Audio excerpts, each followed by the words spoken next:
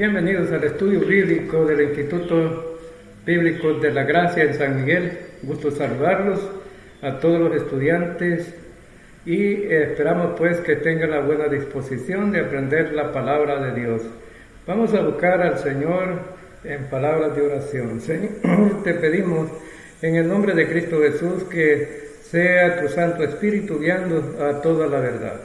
Señor, que haya disposición en la mente y el corazón de los estudiantes y que podamos aprender de este tema tan importante.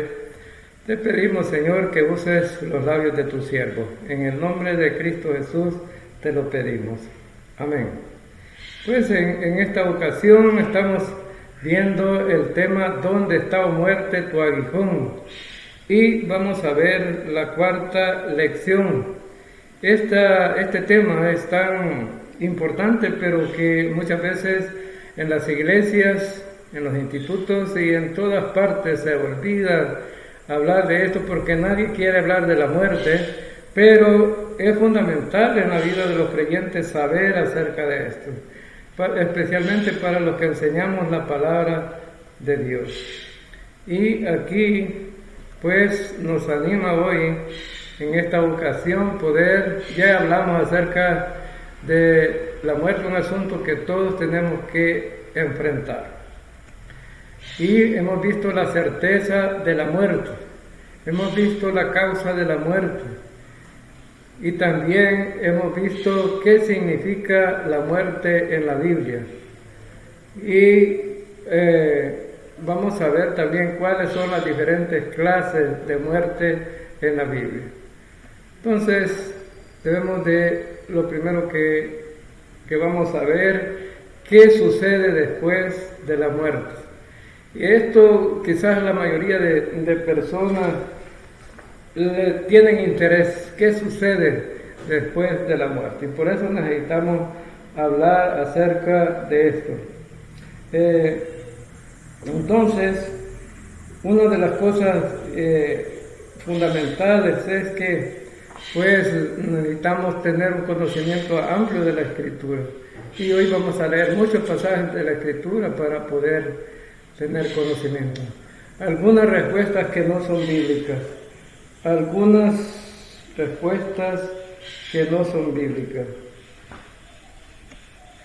y algunas respuestas que son bíblicas. ¿Por qué mueren los cristianos? ¿Cuál es el resultado de la muerte para cada creyente? ¿Cómo puedes responder frente a la muerte? Este es un bosquejo que podía ayudarnos a ver, pues, realmente cómo enseñar nosotros como pastores, como maestros de la Biblia a otros. Un bosquejo que nos puede ayudar. Pero aquí lo que sí nos interesa hoy es hablar qué debo hacer en vista de la realidad de la muerte. Y lo primero que vamos a ver es en estar seguro de que eres salvo por la gracia de Dios y de que posees vida eterna.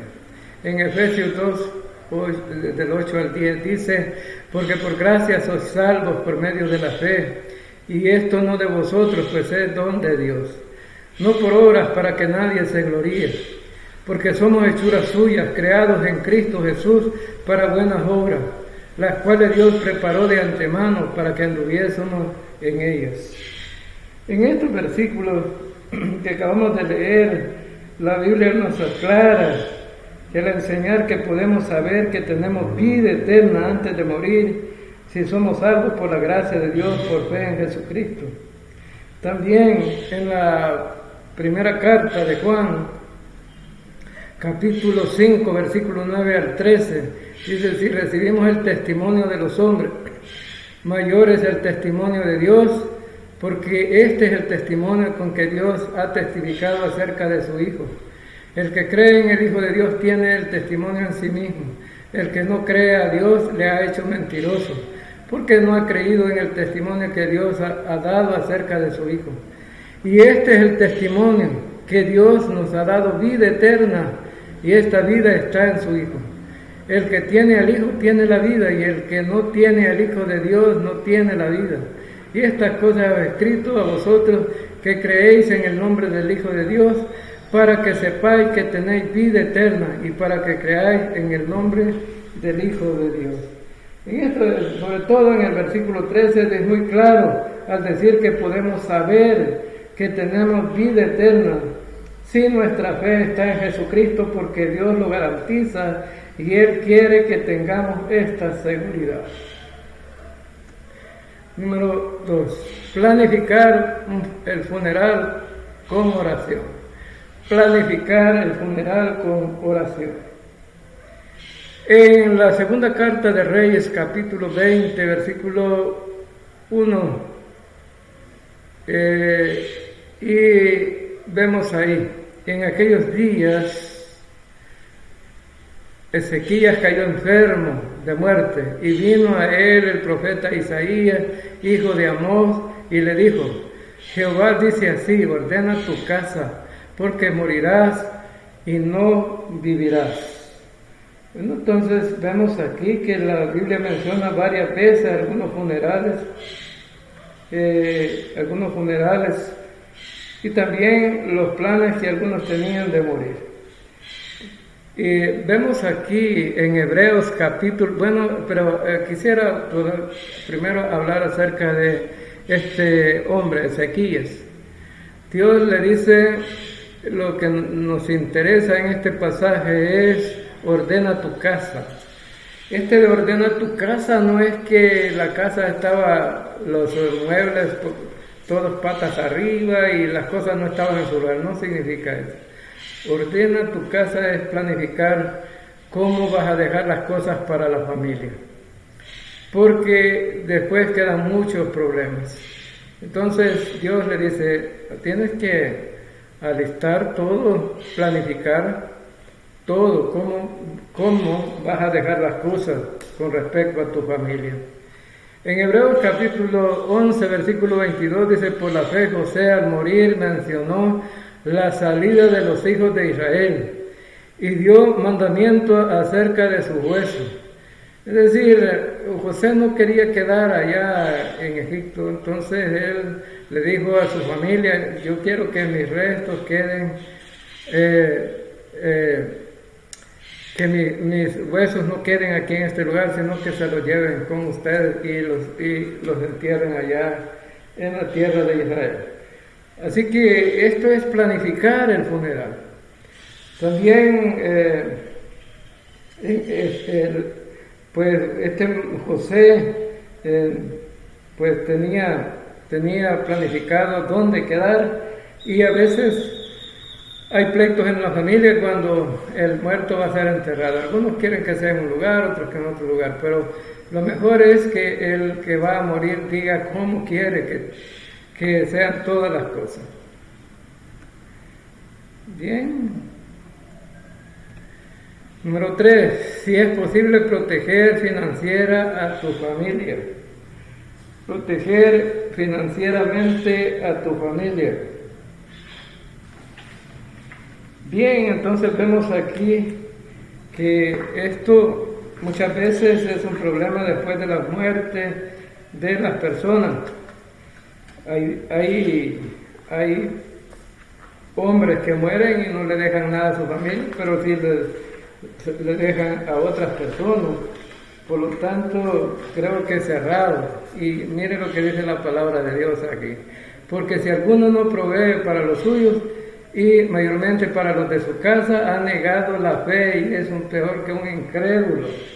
No siempre es posible, pero sí es posible que debemos proteger a nuestra familia. Si no protegemos a nuestra familia, somos peores que un incrédulo.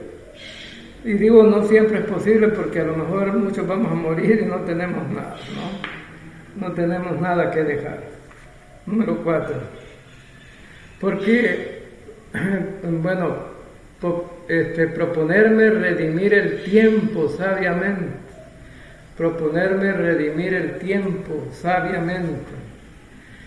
Y en Efesios capítulo 5, versículo 15 al 18, dice: mirad pues con diligencia cómo andéis, no como necios, sino como sabios, aprovechando bien el tiempo, porque los días son malos. Por tanto, no seáis insensatos, sino entendidos de cuál sea la voluntad del Señor.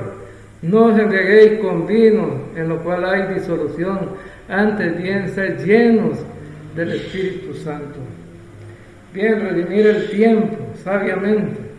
Cada día que malgastamos en la carnalidad ya se fue, nunca volverá, no podrá ser recuperado.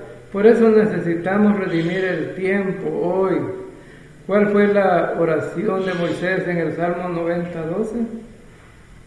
En el Salmo 90:12 Moisés oró: enséñanos a vivir sabiamente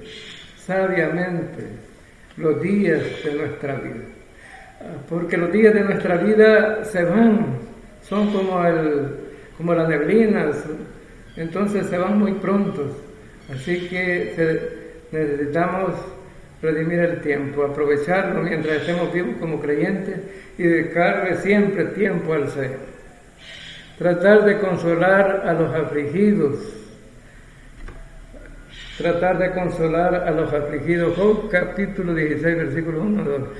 Respondió Job y dijo: muchas veces he oído cosas como esta, consoladores molestos sois todos vosotros. Algunas gentes, en lugar de consolar, se proponen a lo mejor hablar de los que están enfermos y los que están a punto de morir, o de la familia, pero en lugar de llevar ánimo a la familia, le llevan desconsuelo. Y por eso Job dice: bueno, muchas veces he oído cosas como estas, consoladores molestos sois todos vosotros. Ahora, ¿cómo es posible consolar a los que están de luto? Podemos orar por ellos, recordarles las promesas de Dios, decirles que estamos aquí para apoyarles. En 1 Tesalonicenses 4:18 dice: por tanto, alentados los unos a los otros con estas palabras. Y en 1 Tesalonicenses 5 dice: por lo cual animaos unos a otros, edificados unos a otros, así como lo hacéis. Entonces vemos aquí que en lugar de llevar desánimo, debemos de llevar ánimo a la gente. Ser un testigo de Cristo, de palabra y de hecho. Ser un testigo de Cristo, de palabra y de hecho. Colosenses capítulo 4, 2 al 6. Perseverar en la oración, velando en ella en acción de gracia, orando también al mismo tiempo por nosotros, para que el Señor nos abra puertas para la palabra, a fin de dar a conocer el misterio de Cristo, por el cual también estoy preso para que lo manifieste como debo hablar. Andad sabiamente para con los de afuera, redimiendo el tiempo. Sea vuestra palabra siempre con gracia, sazonada con sal, para que sepáis cómo debéis responder a cada uno. En este versículo que acabamos de leer, si realmente pensamos que vamos a morir y que otros o a lo mejor que otros van a morir, esto debe motivarnos a testificar de Jesucristo por medio de nuestra boca y nuestra vida. Un hermano pastor que murió, estuvo internado en el hospital, y el tiempo que estuvo allí, en su gravedad, siempre le dio testimonio a la enfermera y al médico que lo atendió. Y estuvo pues siempre predicando el Evangelio a pesar de su gravedad. Él no dejó de dar testimonio de que era un creyente. En Filipenses capítulo 2, versículo 13 al 16 dice: porque Dios es el que en vosotros produce así el querer como el hacer por su buena voluntad, hacer todo sin murmuraciones y contiendas, para que seáis irreprensibles y sencillos, hijos de Dios sin mancha en medio de una generación maligna y perversa, en medio de la cual resplandecéis como luminares en el mundo, asidos de la palabra de vida, para que en el día de Cristo yo pueda gloriarme de que no he recorrido en vano, ni en vano he trabajado. Vemos aquí en este versículo también de Filipenses que el Señor dice que usemos bien el tiempo, asidos de la palabra de vida, y debemos de ser luz en medio de una generación maligna. También debemos de alabar a Dios por Jesucristo y su obra acabada en la cruz. Efesios capítulo 1, versículo 3, 6, 7 y 12. Bendito sea el Dios y Padre de nuestro Señor Jesucristo, que nos bendijo con toda bendición espiritual en los lugares celestiales en Cristo, para alabanza de la gloria de su gracia, con la cual nos hizo aceptos en Él, en quien tenemos redención por su sangre, el perdón de pecados, según la riqueza de su gracia, a fin de que seamos para alabanza de su gloria. Nosotros los que primeramente esperábamos en Cristo. Bien, aquí en estos versículos que acabamos de leer, dice que estos creyentes deberían de estar felices por Jesucristo, porque murió por nosotros. Sin Él no hay esperanza. Sin Él no hay esperanza. Y dice que debe ser para la alabanza de su gracia, o de la gloria de su gracia, con la cual nos hizo aceptos en el amado. Él nos salvó, y por eso debemos de alabar a Jesucristo. Por Él tenemos la redención en su sangre, por eso debemos de alabar a Jesucristo, y todo para la alabanza de su gloria. Entonces debemos de alabar a Dios por Jesucristo y su obra acabada en la cruz. Y eso es lo que hizo Cristo por nosotros. ¿Quién determina finalmente? Es algo importante aquí. ¿Quién determina finalmente cuándo mueres? ¿Cuándo mueres? Pues veamos algunas cosas aquí. El Señor Jesucristo. El Señor Jesucristo. La pregunta es, ¿quién determina finalmente cuándo mueres? ¿Cuándo mueres? Y veamos entonces algunos pasajes aquí. En el Salmo 31, versículo 15, dice, en tu mano están mis tiempos. En las manos de Dios están nuestros tiempos. No podemos planificar más de lo que Dios nos ha dado. Líbrame de la mano de mis enemigos y de mis perseguidores. Es decir, Dios sabe hasta dónde vamos a llegar. Si el Señor quiere, viviremos más tiempo del que pensamos. Y si el Señor no quiere, viviremos menos de lo que pensamos. Entonces debemos de tener muy claro esto. En Job capítulo 14, versículo 14 dice, si el hombre muriere, volverá a vivir. Todos los días de mi edad esperaré, hasta que venga mi liberación. Job tenía seguridad de que aunque muriera, pues él iba a volver a vivir. Y él iba a esperar confiado, hasta que viniera la liberación. ¿Cuál liberación? Pues la redención. Hebreos 9:27 dice, de la manera que está establecido para los hombres que mueran una sola vez y después de esto el juicio. ¿Vamos a morir? Claro que sí. Y el Señor sabe, Jesucristo sabe cuándo. ¿Cómo mueres? Otra pregunta, ¿cómo mueres? ¿Cómo mueres? Bien, entonces dice el Señor Jesucristo en Juan 21, 18 al 22. De cierto digo, cuando eras más joven, te ceñías e ibas a donde querías, mas cuando ya seas viejo, extenderás tus manos y te ceñirá otro y te llevará a donde no quieras. Esto dijo dando a entender con qué muerte había de glorificar a Dios. Y dicho esto, añadió, sígueme.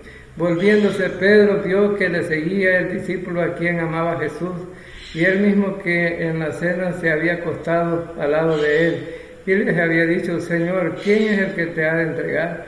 Cuando Pedro le vio, dijo a Jesús, Señor, ¿y y quede este. Jesús le dijo, si quiero que él quede hasta que yo venga, ¿qué a ti? Sígueme tú. Entonces vemos aquí que en este pasaje Jesús está hablando acerca de que Pedro iba a morir. Pues la pregunta dice, ¿cómo? ¿Cómo mueres? Bueno, ¿cómo murió Pedro? Bueno, Pedro murió crucificado, pero con sus extremidades, al contrario, las manos hacia abajo y los pies hacia arriba. Entonces, Jesucristo sabía de cómo iba a morir Pedro. ¿Y qué de la muerte de bebés? ¿Qué de la muerte de bebés? Es un tema que muy poco se habla también. ¿Qué de la muerte de bebés? Bien, vamos a hablar un poco acerca de esto entonces. Y le dijeron sus siervos, vamos a ver la 2 Samuel 12, 21 al 23. Y le dijeron sus siervos, ¿qué es esto que has hecho? Por el niño viviendo aún ayunabas y llorabas, y muerto él te levantaste y comiste pan. Y él respondió, viviendo aún el niño, yo ayunaba y lloraba diciendo, ¿quién sabe si Dios tendrá compasión de mí y vivirá el niño? Mas ahora que ha muerto, ¿para qué he de ayunar? ¿Podré yo hacerle volver? Yo voy a él, mas él no volverá a mí. Este último versículo, el versículo 23, es muy importante aquí. Muy importante aquí. ¿Por qué? Porque David estaba diciendo que el niño no iba a regresar de la muerte, pero que David iba a morir y iba a ir hasta donde estaba el niño. ¿A dónde iba a ir David? ¿Al infierno o al cielo? Pues al cielo. Entonces, ¿a dónde iba a estar el niño? En el cielo. Y aunque él no tomó la decisión de confiar en Cristo, pero Dios ha determinado que los niños sean salvos. Ahora, los bebés o niños pequeños que mueren antes de alcanzar la edad en que son responsables de creer en el Evangelio son salvos por la gracia de Dios en el nombre de aquel que todo lo puede, el soberano Dios. Dios sabe y cómo tiene su plan y ha establecido que los niños van al cielo directamente sin confiar en Cristo como lo hacemos nosotros hoy día. Ahora en la segunda libro de Samuel, en el capítulo 12, el versículo que acabamos de leer, los niños nacen salvos. La Biblia dice que son pecadores de su nacimiento, pero nacen salvos. ¿Nacen salvos? ¿O qué piensas tú? ¿Nacen salvos o qué piensas? No nacen. Nacen pecadores. Esto fue verdad con el bebé que nació del adulterio de David y Betsabé. Esto fue algo muy triste porque David era un hombre piadoso. Él conoció al Señor y había caminado con Él por muchos años.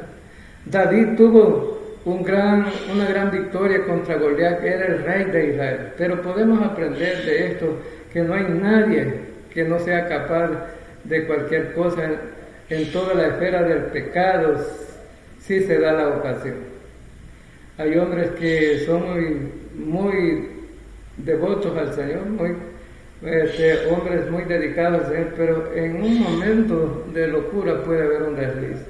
A Satanás le gusta usar a un pastor que ha predicado el Evangelio de Cristo, que ha enseñado la palabra de Dios.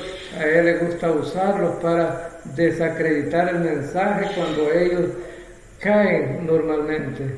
Si ustedes predican el Evangelio, su iglesia es un blanco de Satanás. Ustedes son un blanco de Satanás. Él no quiere que este mensaje sea difundido. Recuerden que David pecó y Natán lo confrontó. Por lo tanto, todos los predicadores, pastores, maestros debemos de tener mucho cuidado con respecto a Satanás. Dios le dice en el capítulo 12, versículos 9 y 10 de ese pasaje, Dios le dice que cosecharía lo que sembró. Si sembramos para la carne, ¿qué cosechamos? Corrupción. Y en el capítulo 12, versículos 11 y 12, ¿cómo respondió David a esta reprensión? Bueno, la historia, necesitas leerla para entender todo esto, pero realmente los niños nacen pecadores, no son salvos, pero cuando mueren Dios determina que vayan al cielo.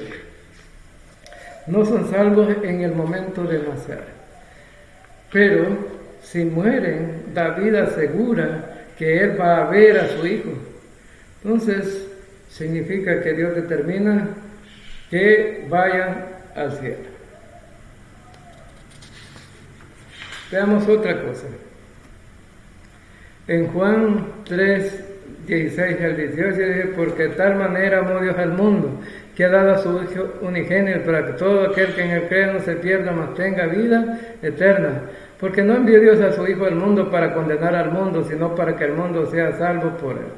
El que en él cree no es condenado, pero el que no cree ya ha sido condenado, porque no ha creído en el nombre del unigénito Hijo de Dios.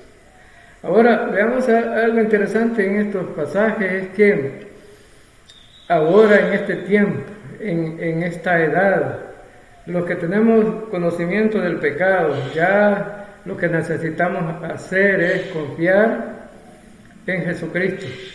Somos pecadores, nacemos pecadores, crecimos pecadores, pero necesitamos confiar en Cristo para ser salvos, para tener vida eterna. El propósito de Dios no es condenarnos, pero si no confiamos en Cristo vamos a ser condenados. El que dice el versículo 18, el que en Él cree no es condenado, pero el que no cree ya ha sido condenado, porque no ha creído en el nombre del unigénito Hijo de Dios. Ahora entonces necesitamos confiar, creer en Él para ser salvos. En Apocalipsis 5:9 dice, y cantaban un nuevo cántico diciendo, digno eres de tomar el libro, de abrir sus sellos, porque tú fuiste inmolado y con tu sangre nos has redimido para Dios, de todo linaje y lengua y pueblo y nación. Todos tenemos oportunidad de la salvación, no importa dónde nazca, no importa la condición social, la raza o nación, no importa, pero necesitamos confiar en el sacrificio de Cristo. Él fue inmolado, Él nos redimió con su sangre, pero necesitamos confiar en Él. Los bebés o niños pequeños que mueren antes de alcanzar la edad en que son responsables de creer en el Evangelio son salvos por la gracia de Dios en el momento de la muerte. En el momento, no cuando nacen, sino en el momento de la muerte.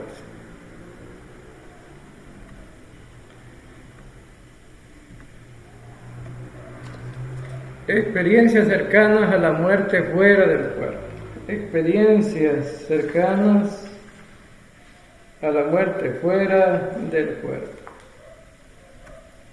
Estas son experiencias de personas moribundas, no de personas muertas.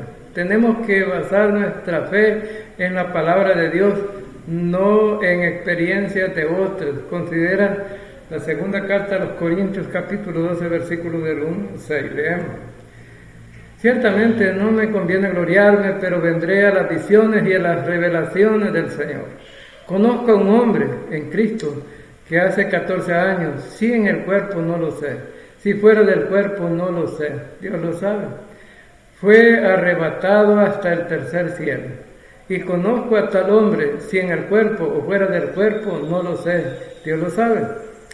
Que fue arrebatado al paraíso donde oyó palabras inefables que no les ha dado al hombre expresar. De tal hombre me gloriaré, pero de mí mismo en nada me gloriaré, sino en mis debilidades. Sin embargo, si quisiera gloriarme no sería insensato, porque diría la verdad, pero lo dejo para que nadie piense de mí más de lo que en mí ve u oye de mí. Vemos aquí entonces en este pasaje de 2 Corintios capítulo 12, versículo 1, Pablo habla de un hombre que tuvo una experiencia fuera del cuerpo, que fue al paraíso, al tercer cielo, y que vio cosas, pero no podía hablar de estas experiencias. Hoy en día tenemos personas que están escribiendo libros de lo que vieron y sus experiencias fuera del cuerpo. Esto es muy diferente a la Biblia. Hay un hombre que escribió un libro que se llama 9 minutos en el cielo. Nunca lo compraría. ¿Por qué? Porque es una experiencia y porque sabemos que Dios no está levantando gente hoy para llevar al cielo y luego enviarlas a la tierra, para que escriban un libro. Pablo dijo que no podía hablar de lo que vio. ¿Cómo es posible que los que escriben libros pudieran escribir un libro de sus experiencias, que fueron al cielo y vinieron y escribieron? Pablo no pudo expresar lo que había allá.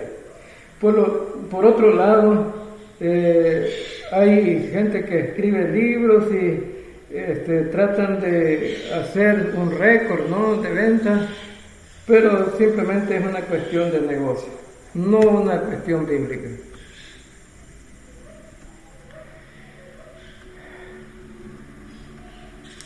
La gracia para morir, para creyentes. La gracia para morir para creyentes. Dios provee.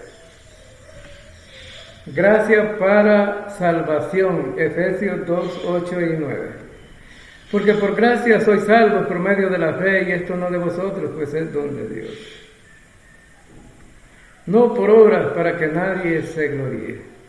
Entonces vemos aquí que la salvación es por gracia. Es por gracia. Y esto indica que nos salva por gracia, no nos salva por otra cosa, ni por obra, solamente por la fe en Cristo Jesús. Gracia para vivir. En la segunda carta de los Corintios, capítulo 12, versículos 9 y 10, dice, y me he dicho, bástate mi gracia, porque mi poder se perfecciona en la debilidad. Por tanto, de buena gana me gloriaré más bien en mis debilidades, para que repose sobre mí el poder de Cristo. Por lo cual, por amor a Cristo me gozo en las debilidades, en afrentas, en necesidades, en persecuciones, en angustia, porque cuando soy débil, entonces soy fuerte. Vemos aquí entonces que en cada prueba difícil en la vida, Él dice, mi gracia es suficiente. Y eso debe bastarnos a nosotros para vivir la vida cristiana también. La gracia de Dios es suficiente. Gracia para morir. Salmo 23, 4. Aunque ande en valle de sombra de muerte, no temeré mal alguno, porque tú estarás conmigo. Tu vara y tu cayado me infundirán aliento. Cuando enfrentamos la muerte, Dios nos da la gracia que necesitamos para pasar por esa situación. ¿Por qué David no tenía mal alguno? Porque tú estarás conmigo. No nos da la gracia adelantada. ¿Cómo es que la gente podía morir en la Edad Media mientras se quemaban en la hoguera? Porque Dios les dio la gracia para morir. Yo no sé si ellos llegaron a sentir las llamas quemando su cuerpo. Esto es lo que le sucedió en una tremenda forma de morir.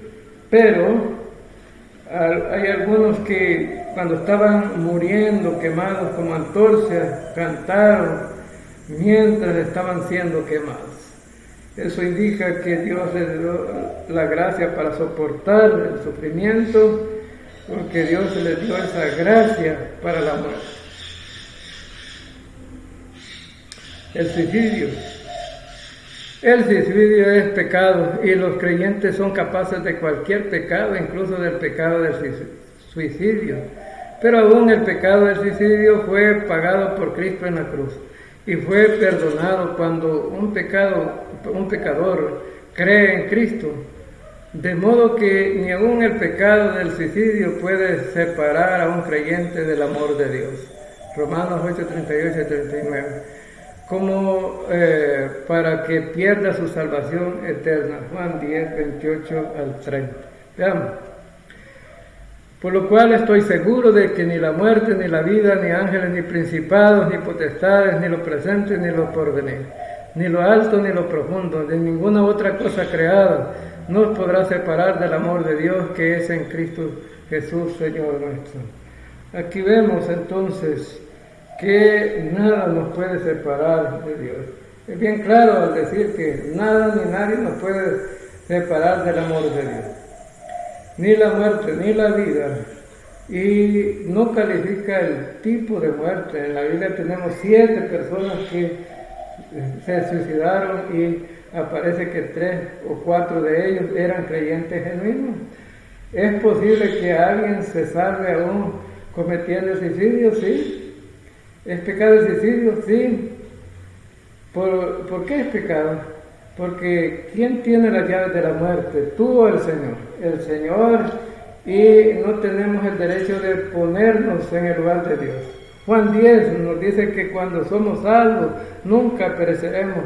No hay pecado que podamos cometer en Cristo, que no haya sido pagado. Y cuando creemos en Cristo, Él perdonó todos nuestros pecados.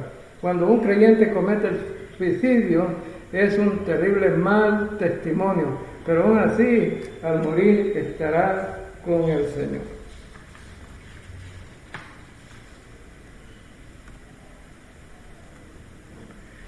Y aquí vemos, ¿verdad?, que alguien puede decir que tonto es, ¿no? Está parado en la rama y está cortándola del lado equivocado. Y eso es lo que hace una persona cuando se suicida. Es decir, el árbol le da seguridad y está cortándolo, ¿no?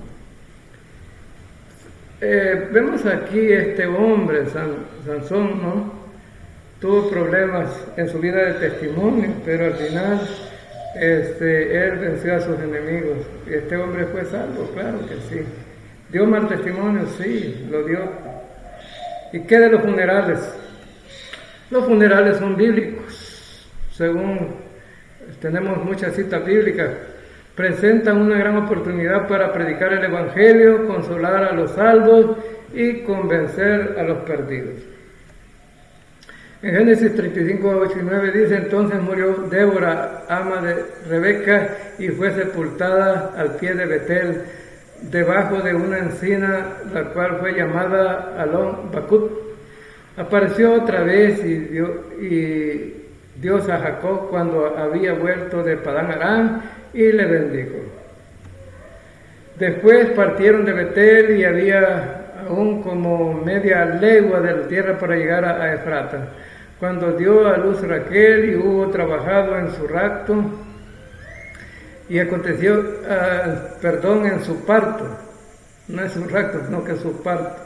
Y aconteció como había trabajado en su parto, que le dijo la partera: no temas, que también tendrás este hijo. Y aconteció que al salírsele el alma, pues murió. Llamó su nombre Benoni, mas su padre lo llamó Benjamín.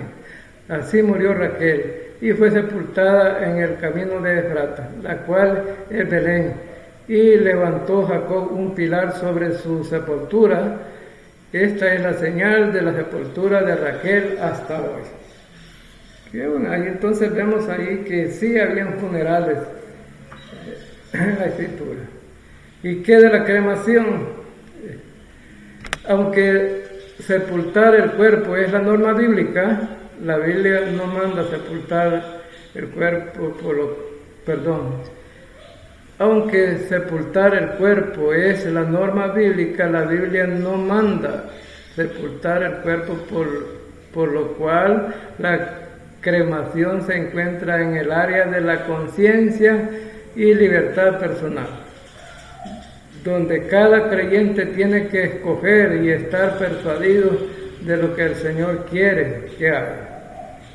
Romanos 14, 4 a 5. No, la salvación en el hecho de la muerte.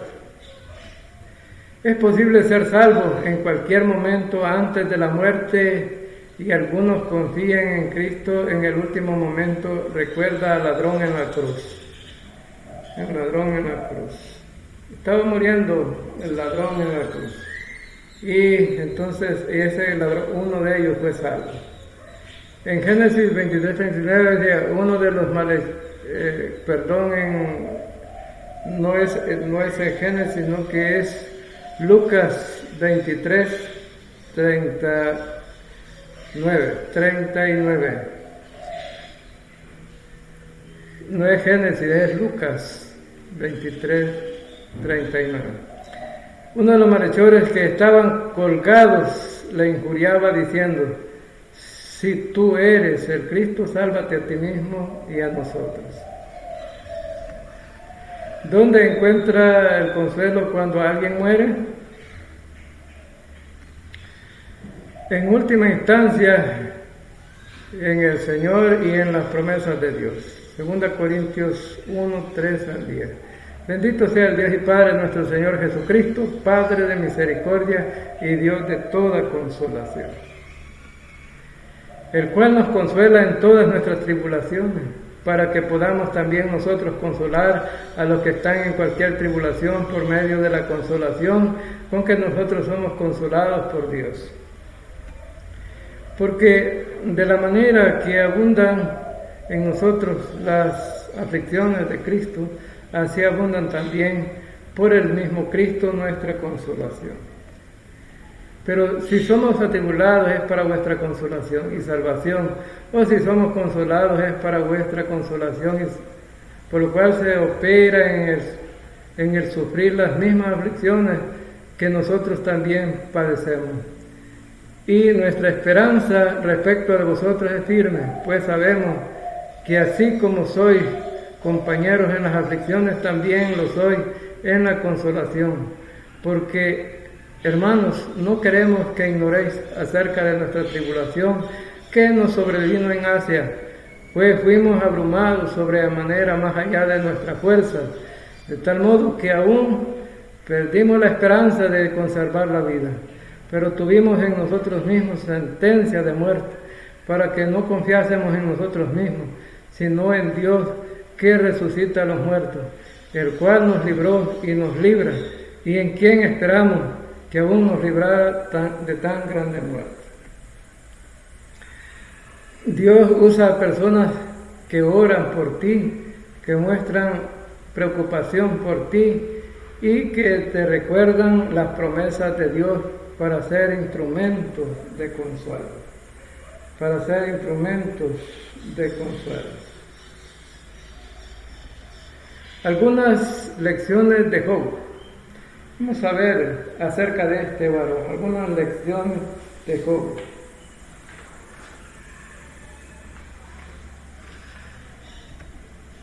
¿Cuál es la última cosa que será destruida en la agenda de Dios? En Job capítulo, lo primero que vemos en Job capítulo 16, versículo 1, respondió Job y dijo: muchas veces he oído cosas como estas, consoladores molestos sois todos vosotros. Ahora, pero no queremos ser consoladores molestos, sino queremos tener una perspectiva bíblica. ¿Cuál es la última cosa que será destruida en la agenda de Dios? Veamos entonces 1 Corintios capítulo 15, 51, 50. La muerte. ¿Dónde pasarás la eternidad cuando mueras? ¿Dónde pasarás la eternidad cuando mueras? ¿En el cielo o en el infierno? Ahí tenemos dos puertas, debes escoger. Para los que son salvos estamos seguros que vamos a escoger el cielo, o ya lo escogimos, perdón. Pero los que no son salvos, hoy es el momento de la decisión. Puedes escoger el cielo o el infierno. Dios te da su mano para que puedas salvarte. Él siempre está dispuesto. Todavía es tiempo de salvación. Él te dará la bienvenida ahí en el cielo. Y hemos finalizado entonces con esta lección y esperamos que sea de gran provecho. Al finalizar esta lección tendrán el examen acerca de estas 4 lecciones. Dios se les bendiga, mis estimados hermanos.